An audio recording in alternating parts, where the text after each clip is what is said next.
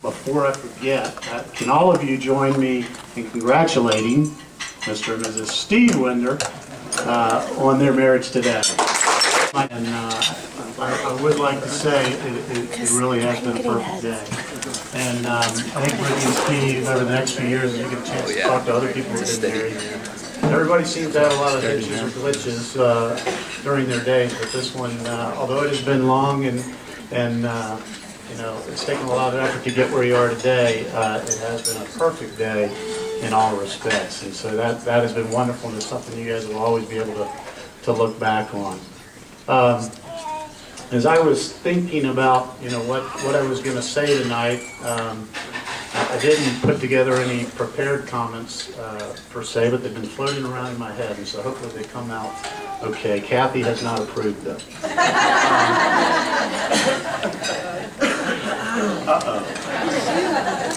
Oops, this is our first time going through this, and you know, you see it from a distance over your lifetime, but it really is great to experience it firsthand.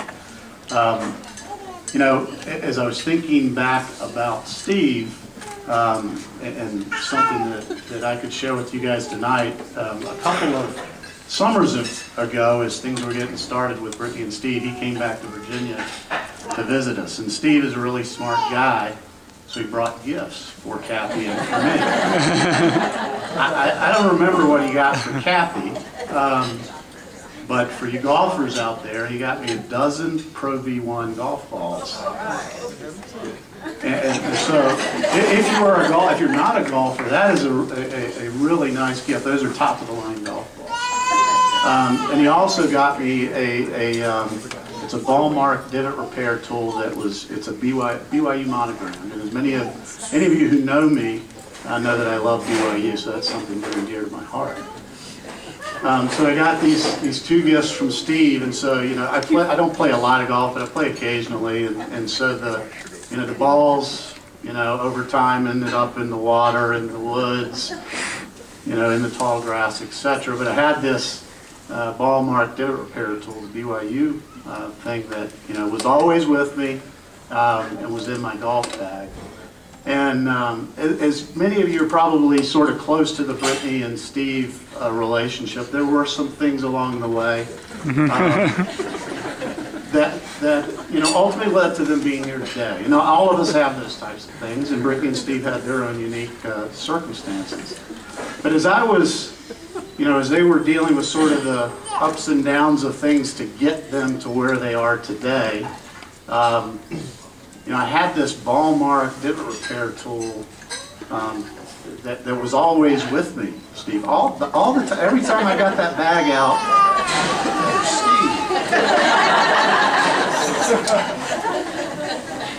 And occasionally I golf with a number of my coworkers and, you know, the people that are closer to me, excuse me.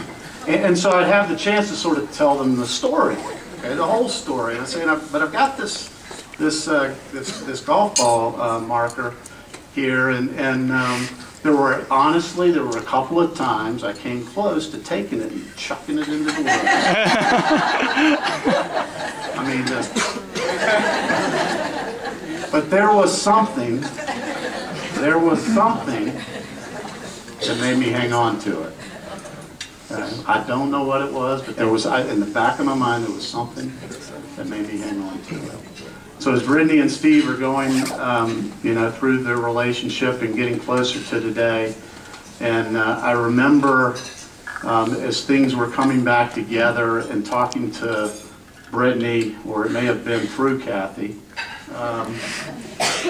but as Brittany was describing, you know, sort of her relationship to Steve and, you know, what it was going to take to get to the next step, and I remember specifically she said, but I love him and he's my best friend. Okay? And I appreciate the fact that Brittany hung on to Steve, just like that golf ball tool, and you didn't chuck him in the woods.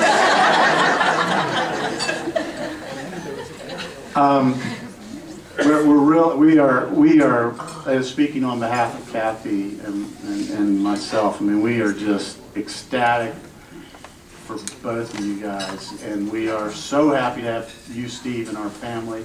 We love you, and we look forward to many, many years of spending time with you and getting closer to you. We really do. Brittany, she has never looked more beautiful than she has today. She really has not. You look beautiful all the time, but today especially. And as I was thinking about Brittany and sort of her life, and again, as I'm thinking about what I'm going to say tonight, the things that popped into my head, and some of you may remember this or at least heard the details of it. So, July 11th, 1988, 11:30 p.m. Kathy and I just finished watching the news. Kathy goes into the bathroom, says, "I think I'm in labor."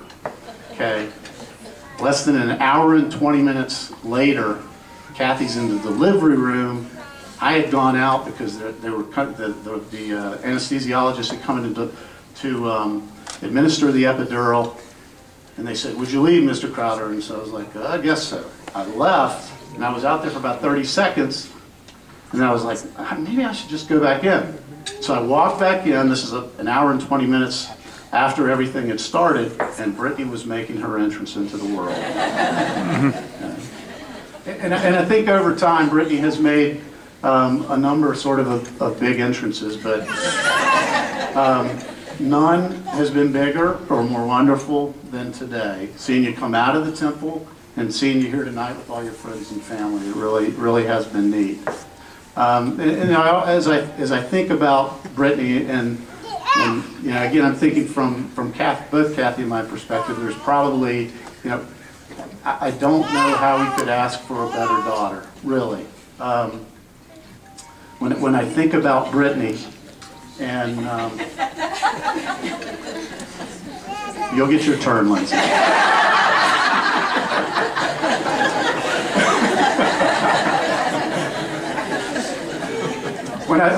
Those of you that know Brittany, and if you know her well, she is one that brings a lot of zest and fun to everything that she does, and whatever she's involved in. And she's been like that with us throughout, all of the years. And as I think about, some of the things that we were able to share together, I'm kind of a stickler. My kids would tell you, academically, I get kind of wound up sometimes about academics. And so Brittany had taken an SAT prep course. She was getting ready to take the test, and and I'm like, okay, they say you got to get a good night's sleep, big breakfast the day before, and be ready for the test. So I don't know if you remember, Brittany.